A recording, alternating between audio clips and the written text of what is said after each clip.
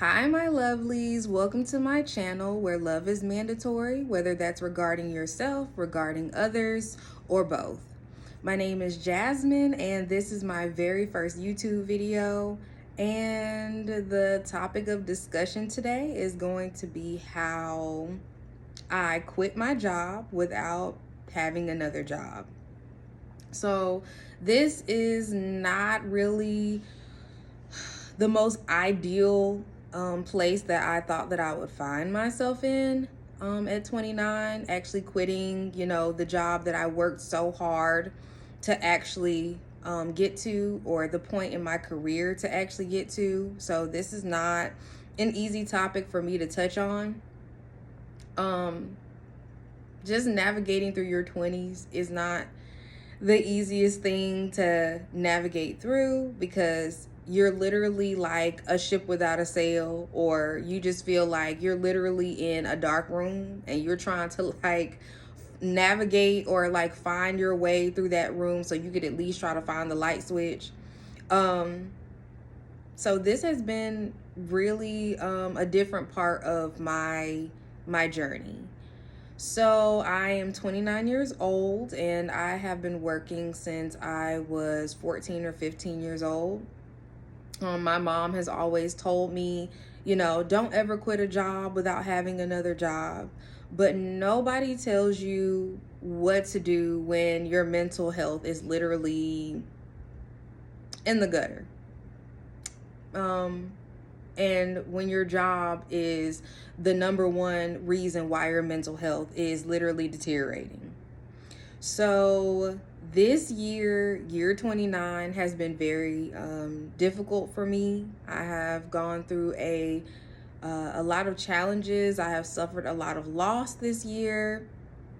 But I feel like this has been the purging year for me, regarding a lot of things, regarding relationships, regarding friendships, regarding, me even deciding to walk away from my position that I worked so hard to actually get to in my career. So I was working for a blood and plasma donation center as a center quality manager there. To give a little bit about my background. So I have experience working more so in a laboratory setting. I have an extensive background for that after graduating undergrad. And I decided that I wanted to go back to pursue my master's, but I didn't know what I wanted to pursue my master's in. So I actually came across the field of quality assurance, and I looked more into that and did my research, and I decided that, that was going to be the road for me to take. Since working in the laboratory, a lot of quality assurance measures and guidelines actually go into that. So I was like, I feel like this is going to be a wonderful field for me to go into, in terms of how I am. I'm a very analytical person. I am a very detail-oriented person. So I felt like this was going to be the field for me. So with that being said, I decided to go and pursue my master's at Kennesaw State University, here in Kennesaw, Georgia. So I went ahead and I applied for the program. I was accepted, and I started pursuing my master's in January of 2020. I worked nonstop, worked hard, did not take a break, didn't take any semesters off, and I ended up getting my master's in May of 2021. So after receiving my master's in 2021, I was like, I know what I want to do. I want to, work my way towards being a part of quality management. So I decided to do that, and I ended up working for another company within the blood and plasma industry as a management trainee of quality. So as I went through that program, I gained a lot of information and knowledge of, what I needed to do as a leader and working in management. within the pharmaceutical industry. So I continued and on with that program, and I ended up finishing that program. And after I finished the program with that organization, I was actually supposed to relocate to another company. But I actually had a family member that fell ill during that time. And, I told them, I don't feel comfortable right now, picking up and relocating my life. So I chose to stay here to be closer to my family at the time. So, I ended up at the organization where I actually just quit my job. So I went into that organization as a quality assurance specialist. And shortly after, the quality manager at the time, she had left the company to go and pursue another opportunity.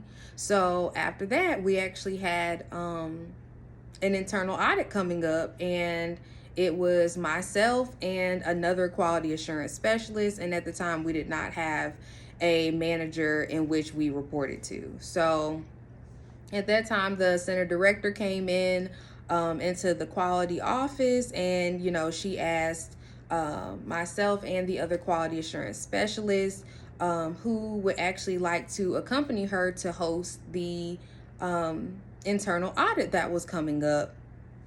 So not being with the organization as long as the other quality assurance specialist, I actually gave her the leeway to say if she wanted to be involved in the internal audit process for the upcoming audit. And she responded saying that she had no interest in doing it. So I took initiative to say that I would host the internal audit with the center director. And mind you guys, I started with this organization in April of 2022.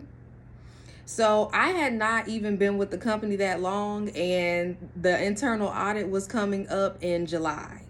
So I'm sitting there like, all right, well, Jasmine, like, you need to get in full gear. Like, this is your chance to actually prove that you have what it takes, to do what you want to do in your career and to get to where you want to be.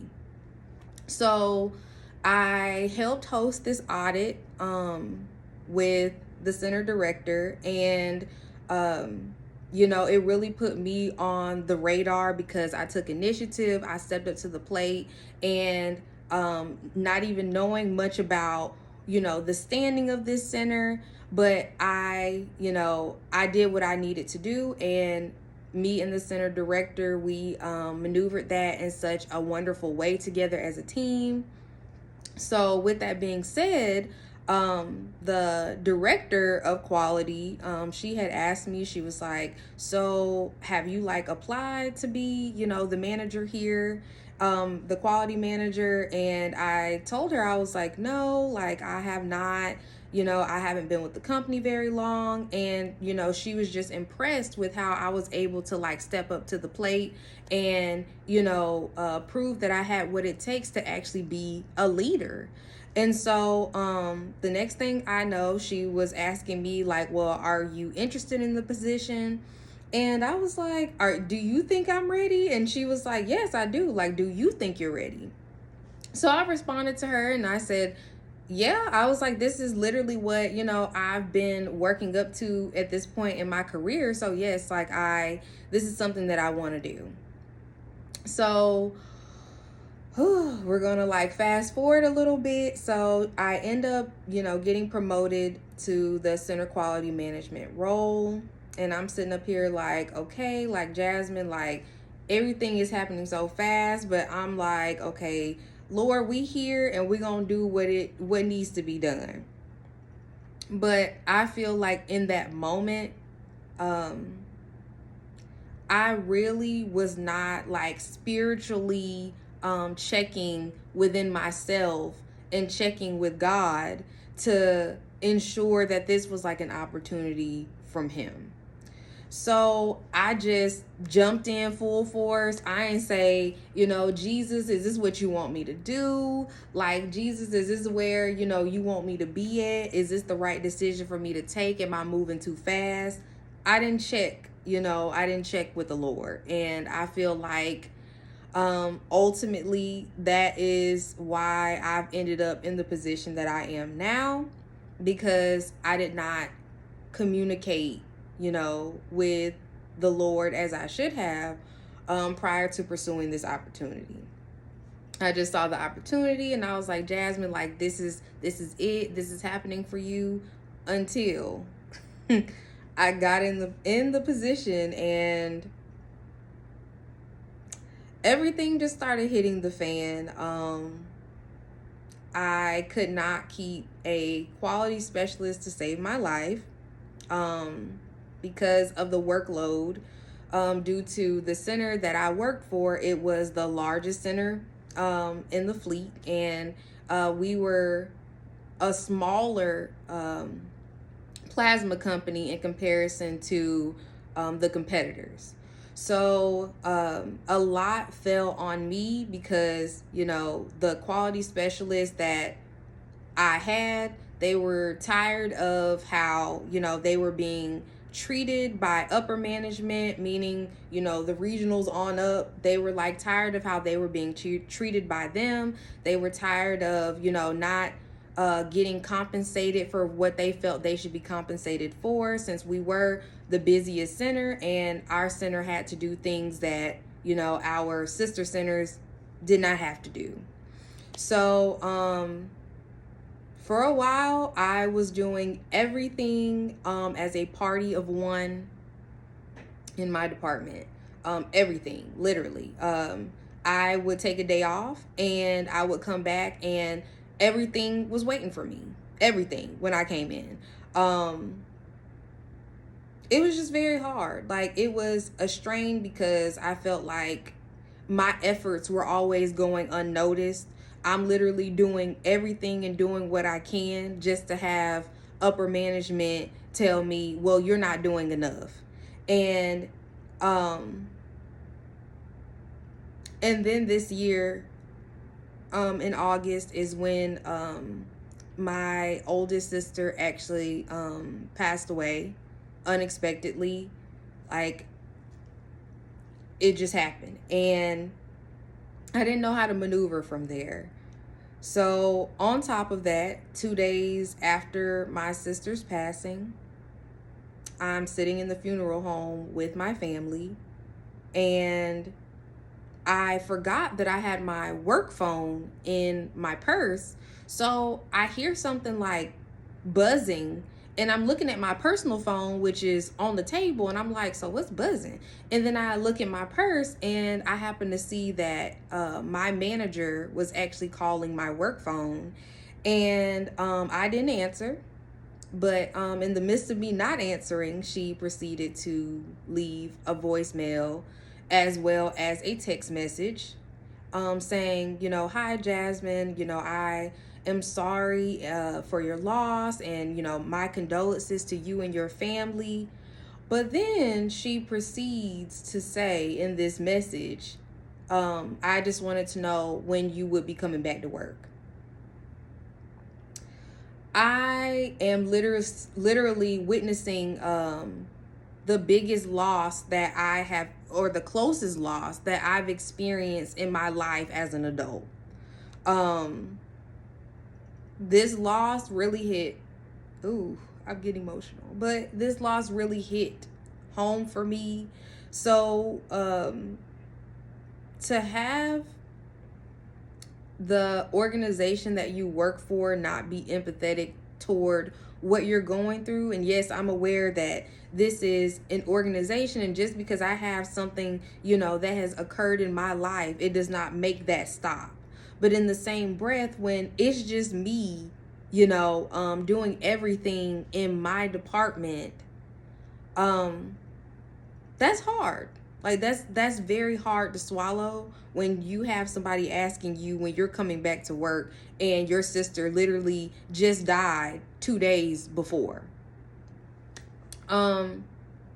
We hadn't even had the funeral yet. So before the funeral even happened, again, my manager reaches out and she's like, hi, Jasmine. We need proof from the funeral home, regarding your loss. I'm like, okay, we haven't even had the funeral yet. So I can't even give you an obituary or anything of that nature, right now, because we have not even had my sister's funeral yet. So again, I'm growing with agitation, and I'm just sitting up here like, these companies really don't care. Like, they don't care. Their number one priority is making sure that, their company continues to run. But the thing is that if you don't have the people to run it, I feel like that's an even bigger issue. So right now I am at a point in my life where my peace and my mental health is more important. So on October the 19th, I actually resigned from my position. And the next day after resigning from my position, my manager reaches out and she's like, hi, Jasmine, I saw that you put your resignation in yesterday evening, and I just wanted to take time and speak with you. Like, is there anything that we can do, to keep you here? Is there anything that we can do to improve things for you to stay here? And I simply just told her no. Like, there's nothing that can be done. There were a lot of things, from like before my sister's death, and then after my sister's death, that actually occurred within this organization, to where at one point my ethics was actually questioned by the vice president of the organization. And which is the crazy part, because after I had my call with my manager, there was a young lady at our front desk, and she was like, hey, Jasmine, there is someone on the phone calling from corporate for you. And I was like, okay, well, who is it? And so she said the person's name, and I was like, okay, well, can you transfer them to my phone in my office? And she was like, yes, I can do that right now. So I get on the line in my office, and it's the vice president on the phone, and I'm like, hello? And he's like, yes, is this Jasmine? And I was like, yes, this is Jasmine. And he goes, well, I know that you know why I'm calling. And I'm like, yes, I'm pretty sure I know why you're calling. And he's like, is there anything that I can do, to get you to stay? I could have easily been like, if y'all can give me some more money, then yeah. Like, I could have easily said that.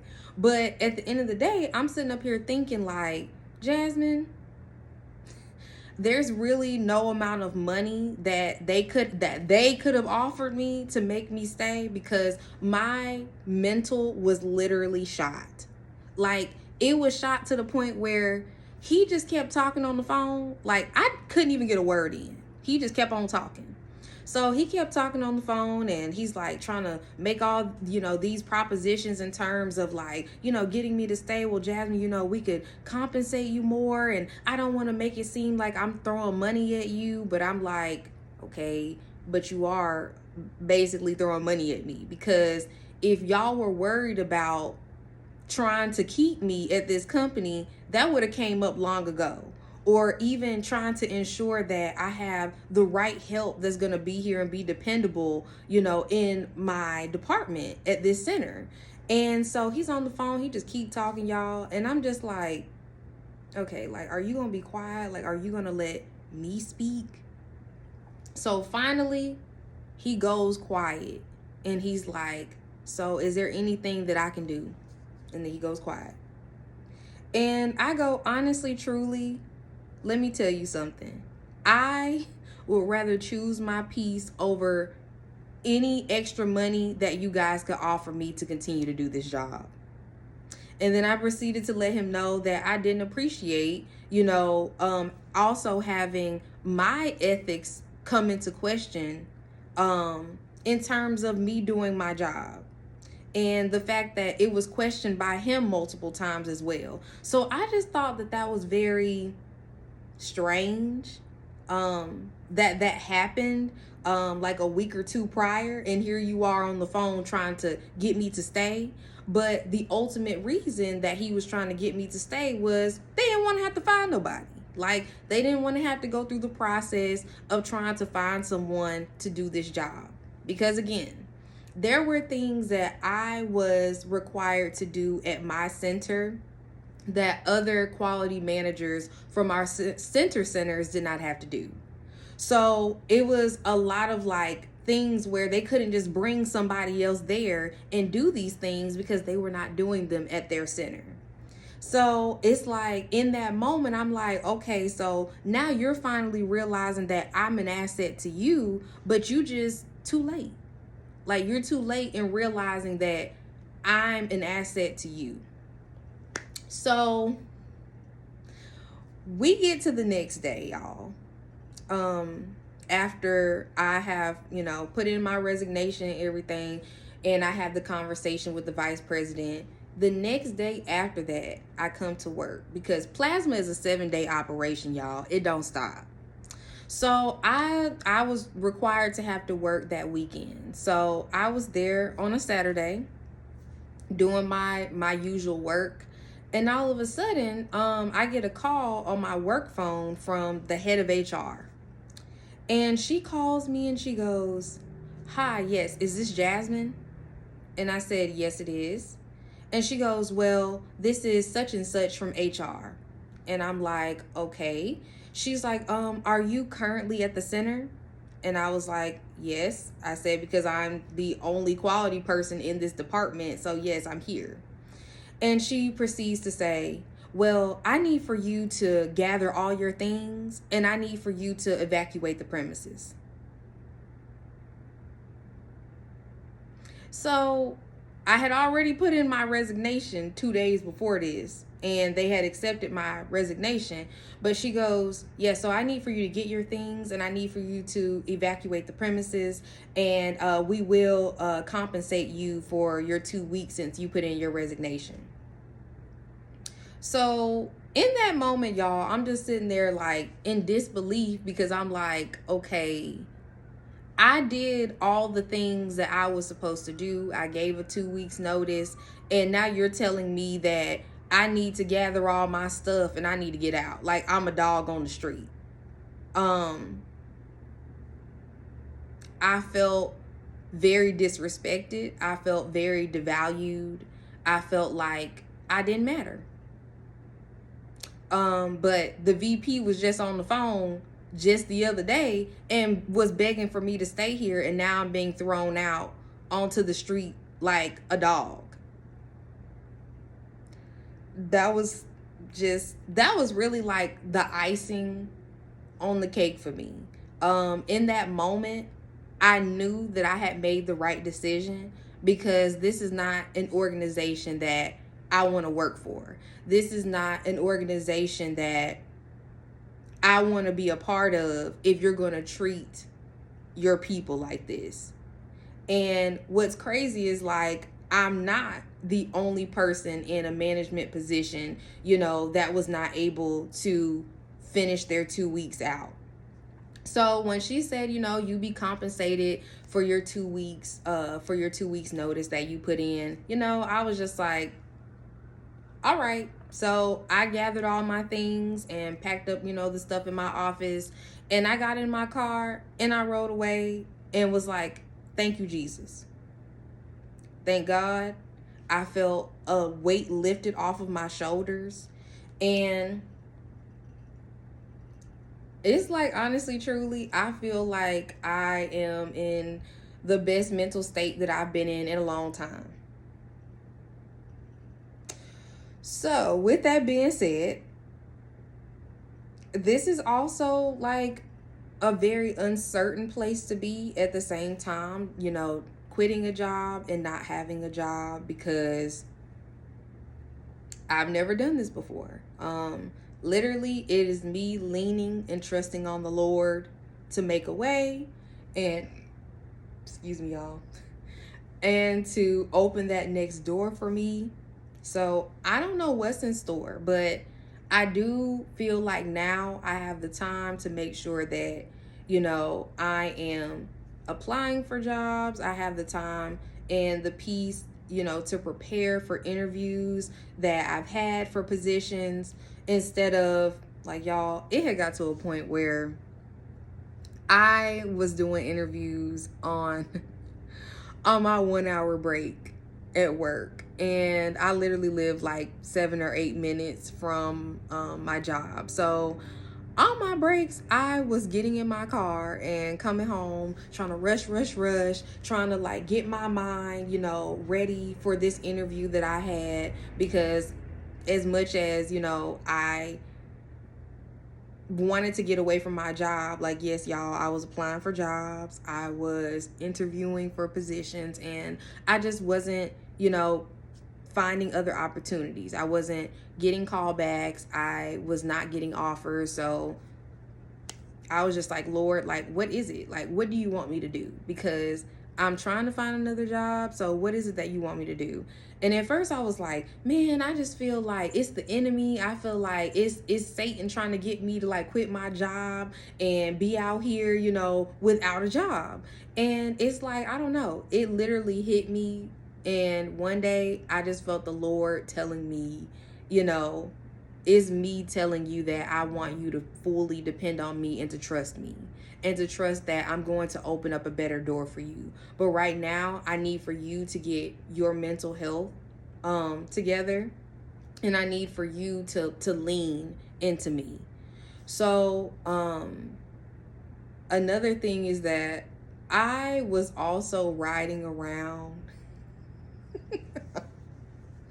Y'all, I was riding around with my letter of resignation in the backseat of my car. Like, I actually had rode around with that resignation in the backseat of my car for 3 weeks. 3 weeks I rode around, going to work every day in the resignation just in the backseat. So I was literally like, you know what? When the time is right, I'm gonna know. So October the 19th, I was like, yeah, I've had enough. So I took this leap, and y'all, I don't know what's next. I don't know what's in store. I have no idea, but I'm trusting that the Lord is going to make a way. I'm trusting that he's going to continue to be faithful, just as he's been faithful. And we're just going to see what happens. And yeah, so here I am. My first video on YouTube. Like, I don't know, this might be a thing. Like, this might be something that I continue to do. I'm not completely sure, but I will tell anybody, that is not happy, with their job, not happy at where they are right now in their careers. Stepping out on faith is not easy. I am a woman of faith. I am a Christian. I believe in Christ, and it's not easy. It's not at all. So making that leap, making that jump, I feel that's one of the biggest gestures that you can make to God, by letting him know that you're trusting him fully with your life, with your finances. Like, you out here trusting him. So that's where I am in life right now. And I just thank you guys for listening to my rant, listening to my journey and where I am right now. And who knows, like, I may keep you guys posted on where I am. I might keep doing videos. We'll see. So I thank you guys for joining me and for, checking out this video. And as I talk about my journey, I thank you guys, for your time. And y'all have a wonderful day.